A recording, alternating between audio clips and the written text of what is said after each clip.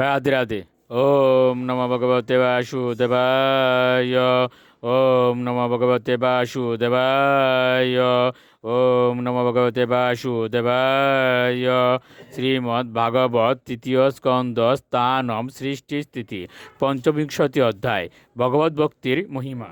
শ্লোক 6।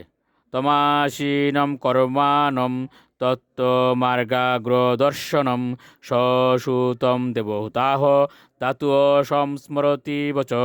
অনুবাদ: পরম তত্ত্বের চরম লক্ষ্যের মার্গ প্রদর্শক কপিল দেব যখন কর্মে নিরত হয়ে অবস্থান করছিলেন, তখন দেবতী ব্রহ্মার বাণী স্মরণ করে তাকে এইভাবে প্রশ্ন করেছিলেন। শ্লোক 7। দেবতীরুবাচ নির্বিন্না নিতরাম ভুবন্ন সদিন্দ্রিয়তোর্যনাথ এন সম্ভাব্য মানেন প্রপন্নান্দম তম প্রভ।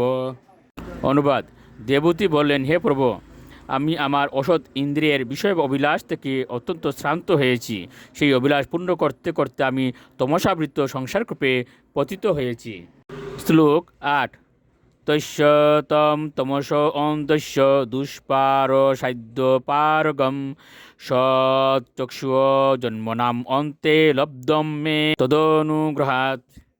অনুবাদ: এ ভগবান, অজ্ঞানের অন্ধকার থেকে মুক্ত হওয়ার জন্য আপনি আমার একমাত্র উপায়, কেননা আপনি হচ্ছেন আমার দিব্য নেত্র, যা আপনার কৃপার প্রভাবে কেবল বহু জন্ম জন্মান্তরের পর আমি লাভ করেছি। শ্লোক 9। ইয়ো আদৌ ভগবান পুংসামীশ্বর বৈ ভবান কিল লোকস্য তমসান্দস্য চক্ষুঃ সূর্য ইবোদিত।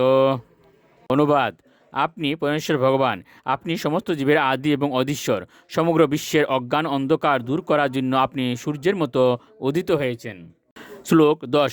অত মে দেব সমূহম অপাকৃষ্টুম তম অর্হসি ইউ অবগ্রহ অহম মম ইতি ইতি এতস্মিন উজিত তয়া। অনুবাদ: হে প্রভু, আপনি আমার প্রতি প্রসন্ন হয়ে আমার মোহ দূর করুন।